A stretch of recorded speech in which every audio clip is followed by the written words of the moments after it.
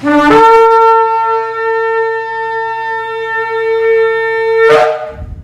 a todos, esta es la congregación Beit Tefilá de acá desde Candelaria, los cuales saludamos, ¿verdad? Y le damos toda honra a Abacados. Por aquellos que están viéndonos, le pedimos al poderoso de Israel que haga milagros, ¿verdad? Porque hay muchos hermanos que están enfermos y el poderoso de Israel pase su mano sobre ellos y le restaure la salud, le sane. Bendito el poderoso. Hoy comenzamos, ¿verdad?, con la parashá número 42, la cual se llama Matot. Y una buena, ¿verdad?, interpretación o significado es tribus. Tribus. Y Matot comienza desde Bamidbar, desde el número capítulo 30, versículo 2 al 32, 42. Estamos ya, ¿verdad?, concluyendo el libro de Números. Ya en la próxima se termina y pasamos entonces, ¿verdad?, a Devarim, a la palabra, bendito el poderoso de Israel. Hacemos una introducción, ¿verdad?, sobre lo que se va a discutir sobre Matot, lo que se habla en estos capítulos. Son unos capítulos cortos, no son tan extensos. Y dice, ¿verdad?, que toda promesa hecha a Yahweh creaba una obligación. Por ejemplo, una contribución voluntaria al Mishkan. Si usted venía y decía, yo prometo que voy a llevar al santuario tal ofrenda o tal cosa, ¿verdad?, y usted no lo hacía, usted al pronunciarlo, usted está creando una obligación, usted se ve obligado a hacer eso, ¿verdad? Entonces, ¿cómo se le llama? Sería una contribución al Mishkan, pues sería ahora negativa. Abstenerse de qué? De ciertas actividades. Sin embargo, ¿verdad?, esta regla general era restringida en los casos de una promesa hecha por una mujer bajo la jurisdicción del padre o el esposo. Así, una mujer joven y soltera que vivía en la casa del padre, o una mujer que estaba a punto de casarse o que ya lo había hecho, no estaba obligada a cumplir su promesa si el padre o el esposo, según fuera el caso, la desaprobaba. Y esta desaprobación debía, ¿verdad?, ser expresada el mismo día en que se había enterado de la promesa. O de otro modo, ¿qué pasaría? Cargaría con la culpa por su incumplimiento. Las promesas de una viuda o divorciada creaban también una obligación. Entonces, pasamos al ataque, ¿verdad?, de los madianitas. Los midianitas fue llevado, ¿verdad?, a cabo por 12,000 guerreros israelitas, 1,000 por cada tribu. Iban acompañados por Pinjas. ¿Quién era Pinjas? Pinjas fue el que, ¿verdad?, terminó con toda esa, ¿verdad?, idolatría y toda esa orgía que había en el pueblo de Israel, matando, ¿verdad?, a aquel príncipe y a la princesa aquella, ¿verdad? ¿Para qué? Para que no continuaran faltando el respeto a nuestro Abba y faltando el respeto a Moche. Pues él llevó consigo, dice, las vasijas sagradas y las trompetas para llamar a la batalla. Y durante la guerra fue matado todo midianita varón, incluso los 5 reyes de Midian y Bilán ben Beor. ¿Se acuerdan de Bilán? Que por cuenta de él no maldijo al pueblo porque Abba era el que estaba hablando por su voz. Pero, ¿qué dijo? Yo no puedo maldecirlo. Pues entonces habló con el rey y le dijo, mira, envíale a esas mujeres para allá, que estos están en la chuleta, están en la carne, ellos no van a estar adorando como deben, y tú vas a ver. ¿Y qué sucedió con esto? Murieron ¿cuántos? 24,000, ¿verdad?, cuando cayó la plaga. Pero la plaga en realidad lo que era, que la ira de nuestro Abba Kadosh estaba sobre el pueblo, hasta que Pinjas, ¿verdad?, entró el celo por lo que estaba pasando y él vino y los mató. Así, ¿verdad? Y los mató, y entonces ahí cesó la plaga. Pues este Pinjas ahora va a ir a la guerra, ¿verdad? Y entonces lleva las vasijas, lleva la trompeta, y ahí en esa guerra que se forma, se mueren los 5 reyes de Midian y muere Bilán también. Los vencedores tomaron a las mujeres, oiga, no escarmientan, tomaron a las mujeres, los niños, el ganado y otras posesiones de los midianitas como botín. Sin embargo, Moshe, ¿qué hizo? Moshe los amonestó por haber dejado con vida a las mujeres. ¿Cuál fue el problema? El problema habían sido las mujeres. Habían sido la causa de la plaga sobre los Bené Israel. Entonces, todas sus vestimentas y utensilios fueron limpiados de acuerdo con las reglas establecidas por Eleazar, que era el Cohen Gadol, que era el hijo de Aarón, y que las había aprendido ¿de quién? De Moshe. El botín fue dividido luego en partes iguales entre los que habían ido a la guerra por un lado y los restantes por el otro. Los soldados aportaron un quingentésimo de su botín para los Coanim, mientras que los no combatientes dieron un quincuagésimo de su parte a los Levín. Los guerreros que regresaban agradecidos por haber caído en la batalla, por no haber caído en la batalla, hicieron una ofrenda voluntaria al Mishkan, consistente en ornamentos de oro de los cuales se habían apoderado. Las tribus de Rubén y de Gad poseían grandes rebaños de ganado y pidieron permiso para establecerse en la tierra de pasturas de Gilad, al este del Jordán. Al principio Moshe desaprobó este plan porque dijo, esto va a pasar, ¿verdad? Como cuando los espías se fueron y vinieron y desalentaron al pueblo, ellos van a hacer lo mismo. O sea, ¿qué pasa? Él temía que si estas dos tribus se quedaban atrás durante la conquista de Canaán, las otras tribus podrían desanimarse. Porque ¿qué iban a decir? Ah, la linda, nosotros a la guerra y ellos allá atrás pastando. Pero sin embargo, ¿verdad? Los rubenitas y los gaditas explicaron que tenían la intención de cruzar el Jordán y luchar junto con sus compañeros israelitas, mientras que sus familias permanecían en Gilad. Moshe cambió de opinión cuando ellos hablaron con él y encargó a Yehoshua que se asegurara de que esa promesa fuera cumplida. Y de otro modo, ¿verdad? Estas tribus perderían ¿qué? Perderían el derecho a todo lo reclamado sobre su asentamiento en Gilad si ellos no cumplían su promesa. La Escritura nos dice a nosotros que es mejor no prometer que prometer y no cumplir, porque nuestro Abba no tomará por inocente aquel que haga cualquier cosa de esta, ¿verdad? Que, ay, yo te prometo que cuando yo tenga un carro voy a venir todos los Shabbat de la congregación. Entonces, hábale del carro y usted lo ve todos los Shabbat en Plaza del Norte. O en casa de la familia. O visitando a aquel, o visitando al otro, pero no se acuerda de Shabbat. Entonces, ¿qué tiene Abba que hacer? ¿Qué tiene Abba que hacer? Permitir, ¿verdad? Te voy a quitar cobertura y viene un loco por allá, se te trepa encima el carro y ahí quedó el carro. Y entonces, ay, Abba, te prometo que quiero volver de nuevo a buscar como antes lo hacía. Pero me das otro carro. No te vas a poder, ¿verdad? Salir con la tuya, ¿verdad? Porque dice la palabra que él no puede ser burlado. ¿Sabe? Una vez, y Abba sabe. ¿Usted cree que Abba no sabe que usted no va a ser fiel de lo que usted? Porque dice, oiga, la Escritura dice que no está bien la palabra en nuestra boca cuando ya él la sabe. Entonces, ¿de qué estamos hablando? ¿Creemos que podemos burlarnos de él? No, la Torah dice que él no puede ser burlado. Entonces, si él no puede ser burlado, es que nadie se puede burlar de él. Entonces entramos de lleno, ¿verdad? En la parashá, en el capítulo 30, versículo 1 y 2, dice, entonces Moshe habló a los jefes de las tribus de los hijos de Israel diciendo, esto es lo que Yahweh ha ordenado. En esta parashá, ¿verdad? Hay una porción grande que habla de la importancia de cumplir las promesas. Y la Torah destaca, ¿verdad?, a los jefes en relación con el cumplimiento de las promesas.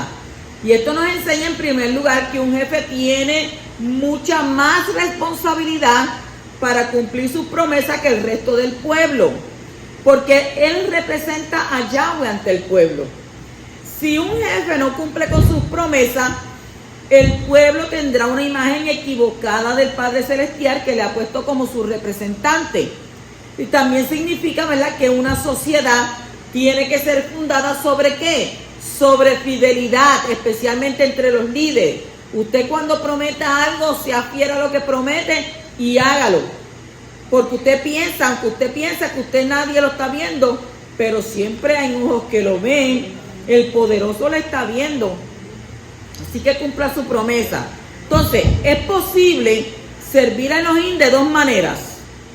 Es posible servir a Elohim de dos maneras.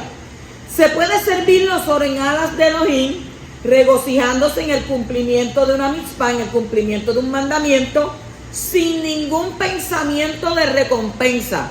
O sea, usted lo va a servir porque usted está agradecido, porque usted le ama, porque usted le adora, porque usted entiende que ese es su Padre y usted sabe que dice, búscame primeramente a mí, mi salvación y lo demás que, de lo demás yo me encargo, de lo que tú necesitas no te preocupes, pero tu pensamiento debe de ser que, primeramente para mí. O se puede servir a Elohim sabiendo que recibirá una recompensa, ¿verdad? Por las mitzvot, por los mandamientos. Y estos dos niveles representan a los profetas de Israel. Moshe estaba tan cerca de Abba que todo lo que pensaba era servir a Yahweh en aras de Elohim mismo. Por lo tanto, mereció conocer exactamente qué era lo que Yahweh ordenaba, percibiendo a Elohim de una manera clara. Y los otros profetas, grandes como eran, no alcanzaron el nivel de Moshe. Como Moshe no hubo otro, él fue único. Al igual que usted también es único. Sus huellas digitales no las tiene nadie. Ni aunque usted sea gemelo, ni aunque sea trillizo. Usted es único. No se puede compararse tampoco con nadie. Porque, ¿verdad? Somos seres humanos y como seres humanos cometemos errores. Y no somos perfectos. Aunque Abba nos hizo perfectos, nosotros con nuestras actitudes nos ponemos como imperfectos. Pues entonces estos profetas, ¿verdad? Solo podían percibir a Elohim de una manera opaca. ¿Por qué opaca? Porque Moshe veía a Abba cara a cara. ¿Y ellos qué? Ellos no podían ver a Abba como lo veía Moshe. Por eso Moshe, ¿verdad? Era especial. ¿Qué debe hacer? Servir a Yahweh con alegría. Cuando una persona sirve con alegría, lleva a la persona a un nivel más cerca de él, más cerca a él. Pero se requiere que la mitzvah, que el mandamiento sea llevado a cabo con una gran alegría. Pues de ese modo es posible obtener una clara percepción de la divinidad. Si usted hace como muchos que yo he escuchado, ay, yo no quisiera ni volver, ay, que yo no quisiera seguir sirviendo, ay, que yo no quisiera hacer esto, ya lo estás haciendo. Lo que confesares con tu boca será hecho. Ay, yo no quiero servir más, no estás sirviendo. Ay, yo no quisiera congregarme más, ten por seguro que no te vas a congregar. Porque no vas a encontrar ¿qué? No vas a encontrar el deseo. Porque esto se trata de amar a nuestro Abba. Y cuando usted lo ama, usted no tiene religión. ¿Usted qué hace? Tiene un estilo de vida. Podemos decir, pues mira, yo creo, ¿verdad? O estoy de acuerdo con la percepción o pensamiento que tenemos en el judaísmo. Pero usted, dentro de usted, usted tiene que hacer ¿qué? Usted tiene que prometer, cumplirle y llevar ese camino. Esto no es, ¿sabe? No es religión per se como tal. Es que usted en su vida anhele, busque y quiera que estar cerca de Abba Kadosh, de que su divinidad esté cerca de usted. ¿Por qué? Porque tenemos que andar como Yeshua anduvo, como Mashiach anduvo, siempre meditando en quién, en su Abba, en su Padre. Proseguimos al 32 y el 3. Dice, si un hombre hace un voto a Yahweh o hace un juramento para imponer una prohibición sobre su persona, no faltará su palabra. Hará conforme a todo lo que salga de su boca. Mire cómo dice la Torá. Hará conforme a todo lo que salga de su boca. Y aquí hay dos tipos de promesa. Dos tipos de promesa, voto y juramento. La palabra hebrea que ha sido traducida, ¿verdad?, como voto es neder. Neder, que significa promesa, voto, algo prometido. Y tiene que ver con una restricción sobre un objeto, Por ejemplo, de dar cierto objeto o animal en ofrenda o de no beber vino. Si usted dice, pues yo te voy a dedicar a ti mi casa, estás prometiendo que vas a dedicar tu casa. No, yo voy a dedicar mi casa, Entonces, ¿qué sucede? Llega un momento en que te olvidas que dedicaste tu casa, que prometiste tu casa, y entonces ella pues permite, ¿verdad? La paganería, permite cosas que no son agradables delante del Padre. ¿Qué va a suceder? Si tienes hipoteca, te vas a quedar sin trabajo y te la van a quitar. Y si no, puede suceder cualquier otra cosa, ¿verdad? ¿Por qué? Porque eso es de Abba, y entonces como tú se la ofreciste a Abba, Él va a disponer. Y usted va a decir, ay, pero ¿qué Padre Celestial tan fuerte? No, el fuerte eres tú. El que tiene riñones eres tú, que vienes y prometes y después no cumple. Mire que yo he escuchado tantas personas que yo te lo juro por mi madre, te lo juro por mis hijos, te lo juro por los huesos de los bacalaos. Y no cumple la promesa. Nada más que por salir del problema, te juro, para que te crean una mentira, te juro que... Y después por atrás con el dedito escondido. Yo te juro. Tenemos que ser personas serias y sinceras con nuestro Padre, ¿verdad? Porque Él no puede ser burlado, vuelvo y le repito, usted no puede engañarlo. Entonces la palabra hebrea que ha sido traducida como juramento es shebuá. Juramento es shebuá. Y tiene que ver con una restricción de la persona misma de no hacer cierta actividad permitida. Por ejemplo, no dormir una noche. Pues, yo te prometo que esta noche yo voy a estar en vigilia y yo voy a estar leyendo Torah, porque es que yo aprendí que como alrededor de las 3 de la mañana es que las fuerzas negativas se levantan y las fuerzas impuras y quieren atacarme, y yo voy a estar estudiando tu palabra, porque yo sé que al estudiar tu palabra tu divinidad va a estar cerca de mí. Y a las 3:01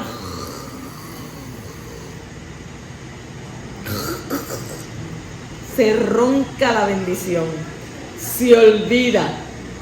Yo no sé cuántos de ustedes hacen eso, Parece que les recuerdo eso, ¿verdad? Entonces, ¿qué pasa? No cumple con esa promesa, porque el cansancio, ¿qué?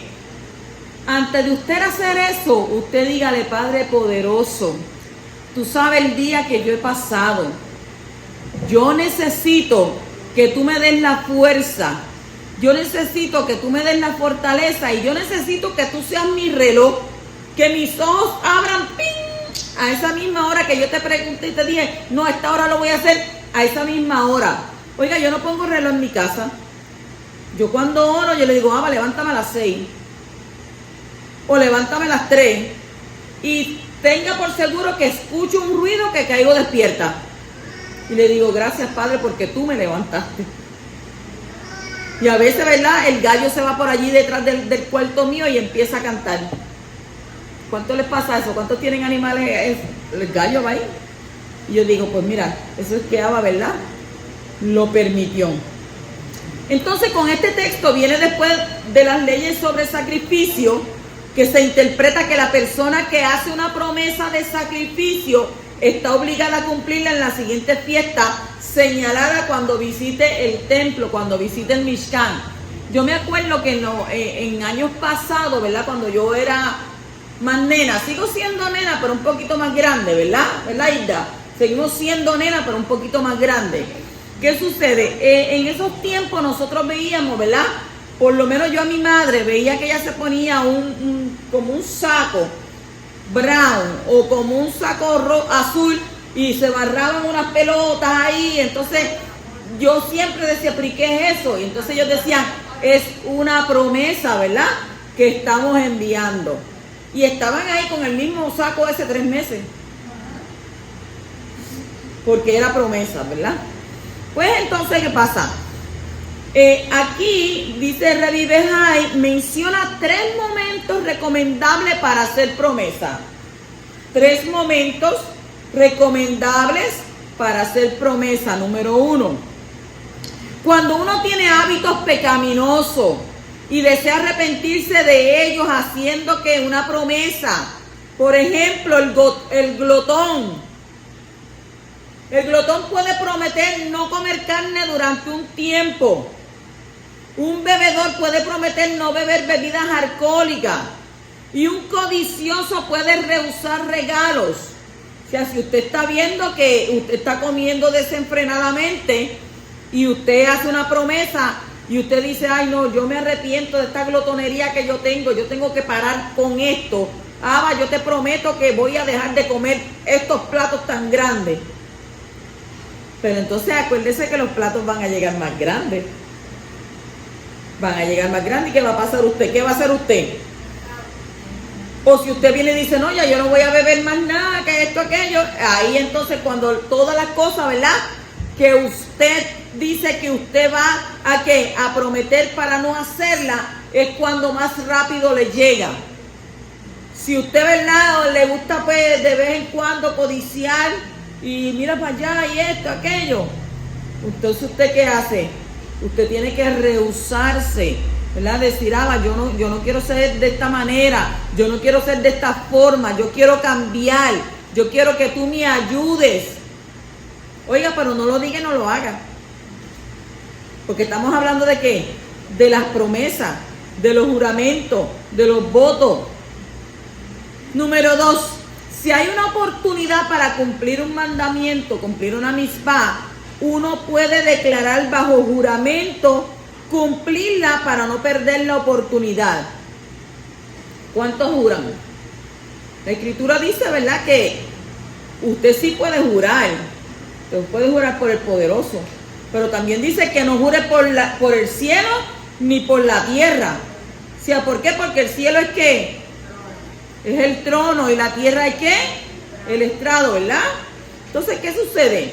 Hay gente que declaran bajo juramento cumplir lo que prometen, oiga, y no pierden oportunidad para dejar saber que lo que prometieron no lo cumplen.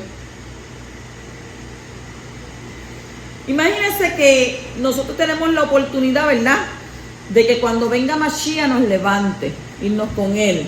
Esa, ¿verdad?, es nuestra esperanza redentora. Entonces venga usted y viva una vida, ¿verdad?, consagrada, buscando el poderoso y, ¿verdad?, tratando de hacer todo. Entonces venga Mashiach y le diga a usted, no, yo a ti no te voy a llevar.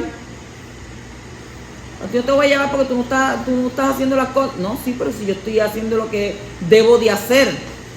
¿Cómo usted se sentiría? Si usted entiende que usted está haciendo las cosas correctas, pues así mismo se siente Abba. Se sentiría como desalentado. Mira para allá, me prometió y ahora no me quiere llevar. Sabemos nosotros, ¿verdad?, que el poderoso envió a su hijo y su hijo fue a hacer ¿qué? Moradas. Usted procure que una de esas moradas sea para usted, buscando la presencia de Él y manteniéndose fiel a Él. Porque en este mundo imperfecto lo único que tenemos es pruebas día tras día, pruebas. ¿Pruebas para qué? Para que usted pueda elevarse, ¿verdad? Como dice la Escritura, ¿hasta qué? Ir de aumento en aumento hasta llegar ¿qué? Hasta que llegara ¿a dónde? A la estatura perfecta de Yeshua HaMashiach. Número 3. Como nuestro padre Jacob hizo una promesa cuando estaba en apuro, así el que está en aflicción podrá hacer promesa. Según Bereshit, capítulos 28, 22 y 31, 13. Nunca haga una promesa cuando usted esté en situaciones difíciles. Cuando usted esté en apuros. Cuando usted esté en una prueba grande. Yo te prometo que si tú me sacas de esta, yo te voy a servir como tú quieres. Oiga, y ahora le saca, porque, o sea, él sabe, él le saca, pero te voy a ver qué es lo que tú vas a hacer. ¿Y qué pasa con la persona? Se olvida, pasan los días, pasan las semanas, pasan los años, Y usted lo que prometió, ay, yo no me acuerdo. Usted no se acuerda, pero la escritura dice que nuestro Abacadosh tiene un libro de ¿qué? El libro de las memorias. Y el día que vayamos, ¿verdad?, durante el juicio, va a ser sacado ese libro y le va a decir, ¿usted se acuerda que el día 24 de julio, que era tal día del año 2000 y pico esto, usted prometió que iba a servir en espíritu y en verdad y me ibas a buscar y te ibas a entregar a mí y no querías ver a nadie más que saber sobre de mí? Ay, ¿cuándo fue eso? Hoy te estoy dando la fecha. Yo no me acuerdo. Sí, pues eso fue a las 1:50 de la tarde.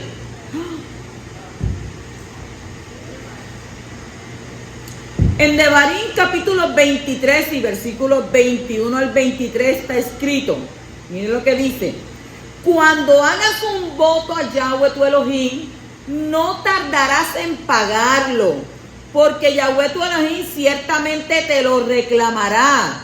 Ay, lo que estaba diciendo la Roa ahora, pues claro, ahí te dice que te lo va a reclamar y sería pecado en ti. Si tú no lo cumples, se convierte ¿qué? En pecado y sería pecado en ti.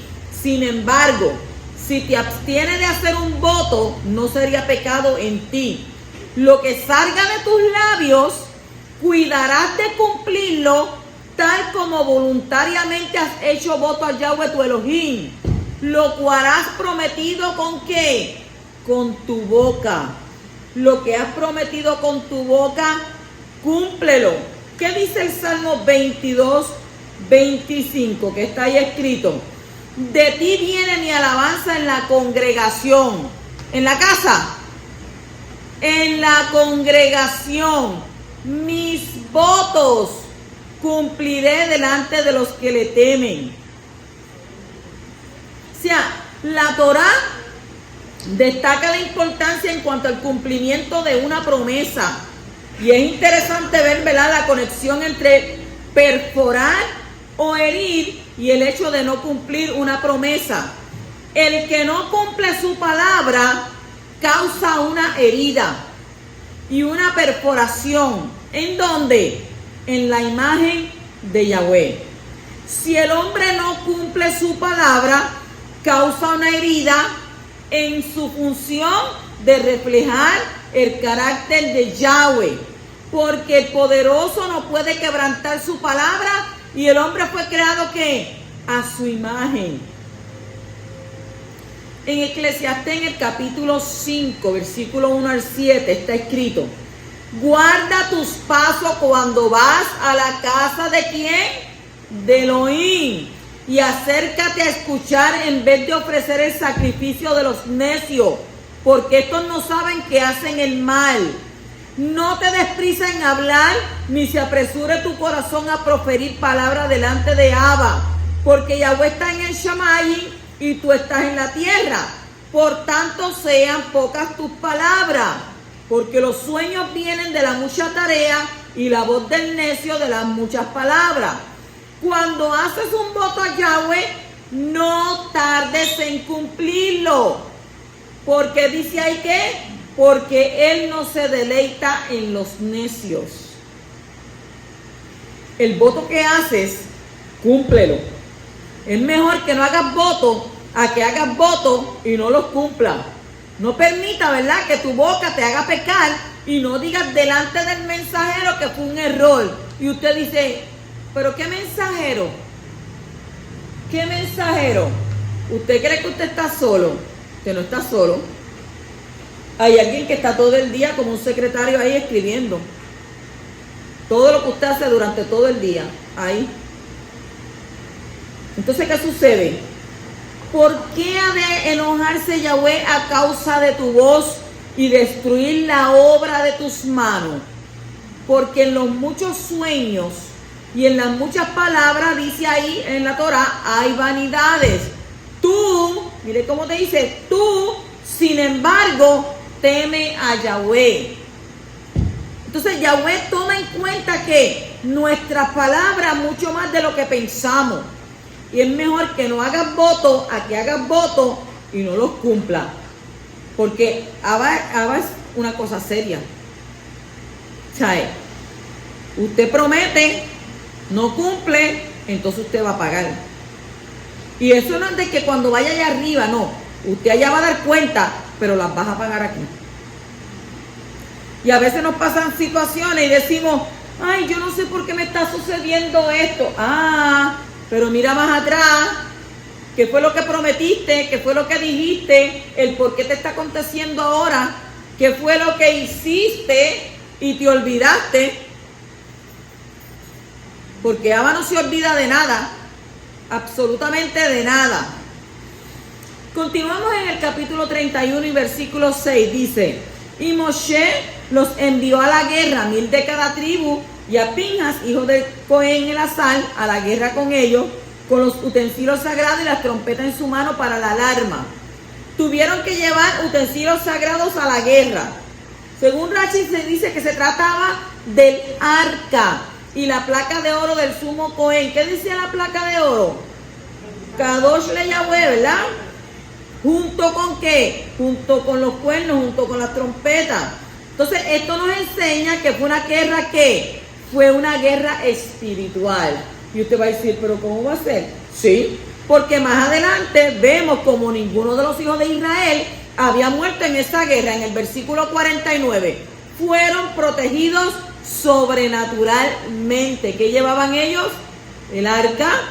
¿Qué más llevaban? La placa de oro y llevaban los cuernos. Bendito el que vive, los shofar. En el capítulo 31 y versículo 8 dice, también mataron a espada a Bilán, hijo de Beor.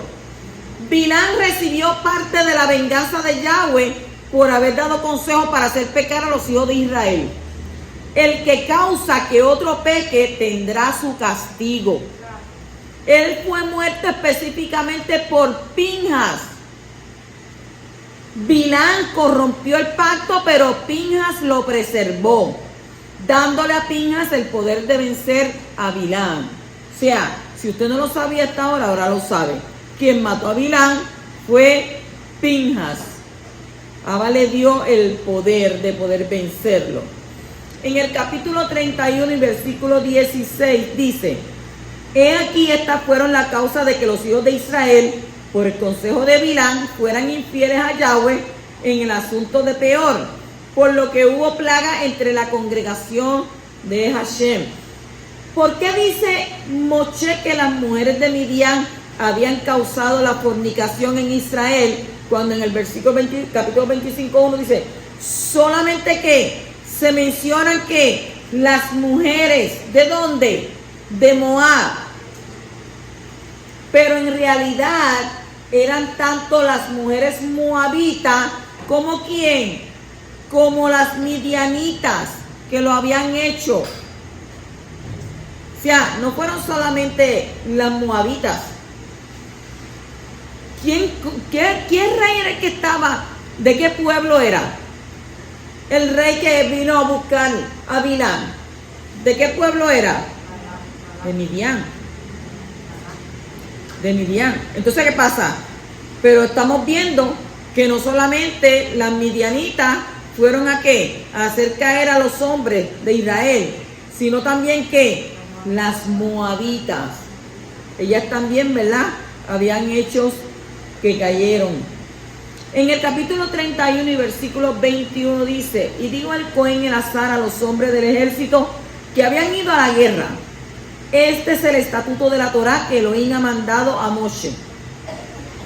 Después de la batalla contra los midianitas, los israelitas trajeron como botín de guerra a las mujeres midianitas, a sus hijos, al ganado y los utensilios.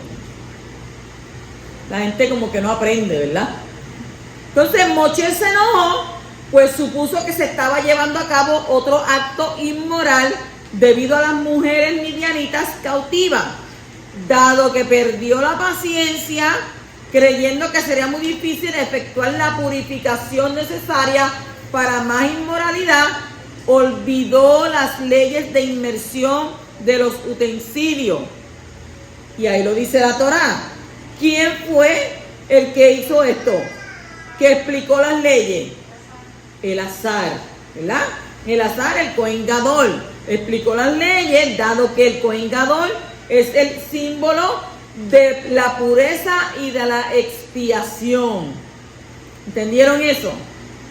En el capítulo 31, versículos 22 al 23, dice: solo el oro, la plata, el bronce, el hierro, el estaño y el plomo, todo lo que pase por fuego, pasaréis por el fuego y será limpio, pero será purificado con el agua para la impureza. Mas todo lo que no pase por el fuego, lo pasaréis por agua. También los utensilios de cocina que fueron conquistados de los midianitas necesitaban ser purificados de todo contacto con cadáveres y alimentos no kosher.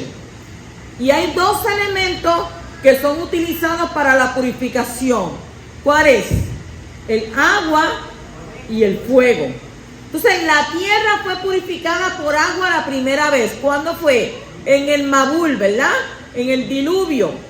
Y la segunda vez será purificada por fuego. ¿Dónde está eso escrito? Segunda de Pedro, segunda de Kefas, capítulo 3, versículos 6 al 7, que dice: por lo cual el mundo de entonces fue destruido siendo inundado con agua, pero los shamayim, pero los cielos, y la aretz, la tierra, actuales. ¿Cuáles son los actuales? Lo que estamos viviendo ahora, ¿verdad? Dice que están reservados por su palabra, ¿para qué?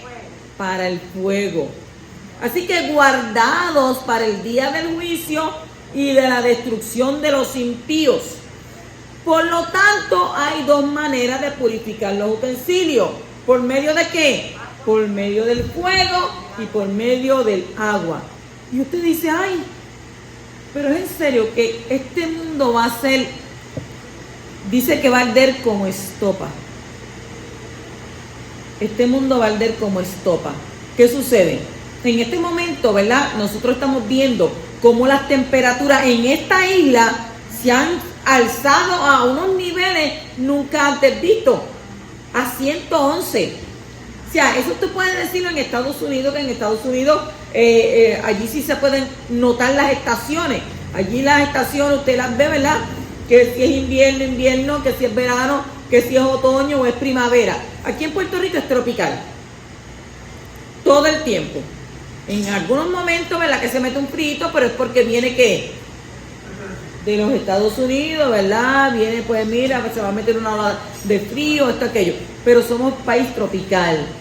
Pero la escritura dice ahí en segunda de Kefas, segunda de Pedro 3, 6, 7, especialmente en el versículo 7, que dice que la tierra y los cielos actuales serán reservadas por su palabra para el fuego. Hermano, póngase a buscar de Abba Kadosh en espíritu y en verdad, como dice la escritura, porque las cosas que vienen no son fáciles de superar ni de pasar, sino arreguindados de quién, de nuestro Padre Celestial, que es el único que cuando usted se arreguinda de Él, cuando usted confía en Él ciegamente, no importando lo que le digan, usted confía en Él, mire, Abba va a responder. O sea, usted sabe una cosa, la gente va a llegar un momento en que le va a cuestionar a usted su fe. Yo tengo, ¿verdad? Mi anécdota, donde yo le digo a cierta persona: no, pero es que yo tengo fe, porque vienen y me dicen: no, pero es que tú tienes que entender que el hombre es que te provee. Y yo le digo: a mí me provee Abba Kadosh. No, pero es el hombre, porque es que tú estás encerrada en eso. Mire cómo me dicen: no, porque es que tú estás encerrada en eso de que no, sabemos que hace su parte, pero el hombre. Y yo le digo: no, tú me perdonas. El que me provee a mí es mi Padre Celestial, no es ningún hombre. Porque mi Padre Celestial mueve a este hombre a misericordia y Él se mueve a ayudarme a mí. O sea, entonces, ¿quién me está ayudando? Mi Padre. O sea, entonces me hacen ver como que, uy, tú estás como que demasiado, tú sabes, tú tienes demasiada fe, me dicen. Tú tienes demasiada fe. ¿Y en qué yo voy a confiar? ¿En quién yo voy a creer? ¿En el hombre? No. Maldito el hombre que confía en otro hombre. O sea, el que no te la hace la entrada, te la hace la salida. Pero en algún momento te la va a hacer. Mi Padre dice que eres fiel hasta la muerte. Y yo quiero serle fiel a Él. Yo anhelo seguir, ¿verdad? Siéndole fiel a Él en cuanto yo pueda, con mi fuerza. Yo le sigo siendo fiel a mi Abba. O sea, no me cuestionen mi fe, porque lo que yo te voy a decir no te va a gustar. Yo creo en Él, yo confío en Él ciegamente, y no hay quien me mueva de ahí. No, que esa fe, me dice, la verdad que yo nunca había visto una persona con tanta fe como tú. Yo le digo, no es tanta fe, es confianza, porque yo confío en mi Padre Celestial. Y si nosotros confiamos en Él, como dice su palabra, si Él es con nosotros, ¿quién contra nosotros? Caerán 1000 y 10,000, y mi Padre promete que a mí no llegarán. ¿Cuántos dicen amén a eso? Amén. Claro que sí. En el capítulo 31 y versículo 50 dice: por tanto hemos traído a Yahweh como ofrenda lo que cada hombre ha hallado: objetos de oro, pulseras, brazaletes, anillos, pendientes y collares, para hacer expiación por nosotros ante Abba. Según el Midrash, los soldados que eran sadiquín, que eran justos, dieron estos objetos con el fin de ¿qué? De obtener expiación, porque no habían podido evitar ver a las mujeres midianitas, y esto creó pensamientos pecaminosos en ellos. Y usted encuentra eso en Matitiyahu 5:28. Y otra interpretación sería que de esta manera quisieron pedir perdón por no haber obedecido toda la orden de Yahweh por medio de Moshe, dejando con vida a todas las mujeres, según el capítulo 31 y versículo 14. Bendito el poderoso de Israel. En el capítulo 31 y versículo 52 dice: y el total del oro de la ofrenda que ellos ofrecieron a Yahweh, de los capitanes de miles y de los capitanes de cientos, fue de 16,750 ciclos. Los jefes de guerra estaban muy agradecidos porque no había muerto ninguno de los hijos de Israel, y vinieron con una ofrenda de oro y toda clase, ¿verdad?, de objetos labrados. El nivel alto de moral y pureza ritual que tenían los soldados de Israel durante el tiempo de Moshe y Josué les dio una protección especial en tiempos de guerra. Por esa razón no perdieron ni un soldado en la guerra que hicieron según los propósitos del Eterno. Está tronando, bendito el que vive. Capítulo 32 y versículo 7 dice: ¿por qué quieren desalentar el corazón de los hijos de Israel para que no pasen por la tierra que les he dado Elohim? Les ha dado Elohim, ¿verdad? Teniun, en hebreo, teniun, T-E-N-I-U-N, teniun, significa desalentar. Tiene la misma raíz que tono. Tono es engañar. El engaño se produce debido a la clipá de noga. Vamos a explicar eso, clipá de noga. Es una combinación de bien y mal que tiene poder para confundir a la persona. La margen oriental del Jordán representa a Noga. Cuando las tribus de Rubén y Gad pidieron su porción en el lado, ¿verdad?, este del Jordán, Moshe temió que pudiesen caer víctimas de Noga, y que no solo se dañaran a sí mismas, sino que también engañasen a los israelitas, retrasando la oportunidad de entrar a la tierra Kadosh. Pero las tribus de Rubén y Gad respondieron que tenían la voluntad de sacrificarse por la santidad y guiar el ejército hacia la batalla para la conquista de la tierra Kadosh. Su compromiso demostró que ellos eran capaces de superar las ilusiones de Noga y mantenerse firmes en santidad. O sea, era una guerra entre el bien y el mal. Y mire que Moshe estaba tan preocupado, ¿verdad? Porque ya él había visto tantas cosas que él decía: bendito, o sea, yo no puedo pasar a la tierra prometida. Entonces, si yo dejo de mano a esta gente, va a pasar lo mismo que pasaron con sus padres. con lo que hicieron antes, ¿verdad? Y por eso era que él estaba preocupado. ¿Pero usted cree que Abba estaba preocupado? Abba no estaba preocupado. En el capítulo 32, versículos 25 al 26 dice: y los hijos de Gad y los hijos de Rubén hablaron a Moshe diciendo: tus siervos harán tal como mi Adón ordena. Nuestros pequeños, nuestras mujeres, nuestro ganado y nuestro rebaño quedarán allí en las ciudades de Gilgal. Los hijos de Gad y de Rubén ahora, ¿verdad?, rectifica su manera de hablar. Y menciona que ahora a los hijos, a las esposas. ¿Qué ellos mencionaron antes? ¿Qué mencionaron ellos? Al ganado. O sea, ellos pusieron los animales antes que los hijos y las mujeres. Mire qué tremendo. Pero ¿qué hacen ahora? Ahora ellos ¿qué? Ahora ellos están rectificando su manera de hablar y están entonces ahora mencionando a los hijos y a las esposas antes que el ganado. Y entonces fue una mejor prioridad que antes, según el versículo 16, donde la familia es puesta antes que el negocio. Pero no fue la mejor porque los hijos son mencionados antes que las esposas.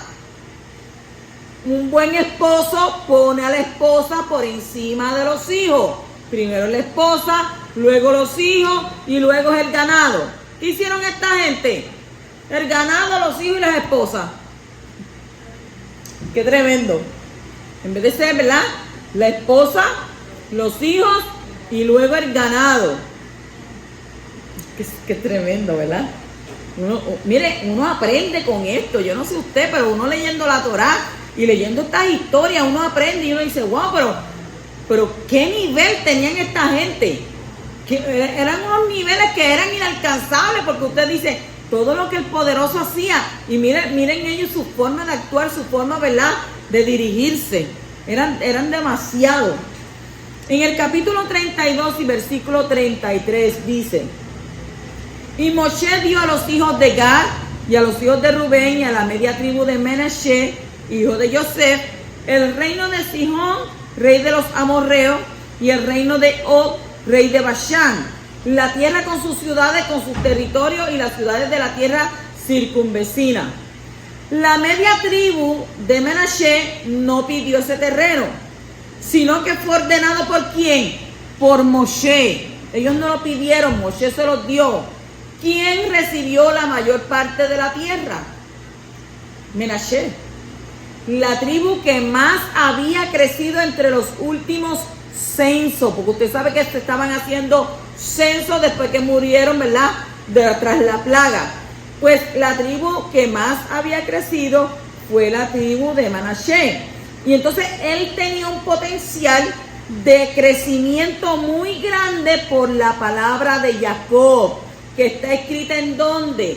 En Bereshit, capítulo 48, versículo 19, que dice: mas su padre rehusó y dijo: lo sé, hijo mío, lo sé. Él también llegará a ser un pueblo y él también será grande. Sin embargo, su hermano menor, ¿quién era? Efraín, será más grande que él y su descendencia llegará a ser multitud de naciones. ¿Por qué Yahweh dividió una tribu? ¿Que no se ha hecho esa pregunta? ¿Para causar división en una tribu de Israel o para mantener la unidad? O sea, esta división de la tribu de Menashe fue una estrategia por parte de Yahweh para mantener la unidad del pueblo. De esa manera los hijos de Menashe se fueron de un lado para el otro para visitar a sus familiares y así se mantendrían como en contacto. La historia muestra que Israel no sufrió una división este-oeste, sino que norte-sur. ¿Quién está al norte? ¿Y quién está al sur? Judá. Entonces la división del reino no fue por causa de esta distribución de las tribus, sino que fue, ¿verdad?, por otras causas. Bendito sea el poderoso. Así, ¿verdad?, que Abba Kadosh tiene todo establecido, tiene todo, ¿verdad?, como Él quiere que sucedan las cosas, y Él, ¿verdad?, Cuando Él te pone a ti en un camino, tú puedes proponer, pero siempre Él va Él va a disponer. O sea, tú te puedes proponer lo que tú quieras en tu vida, pero de que se cumpla en tu vida, viene de parte de Abba. Así que no es casualidad, ¿verdad?, de que esta tribu se haya dividido, sino que Abba tenía planes, y eran planes, ¿verdad?, de unión. Así que Shabbat Shalom.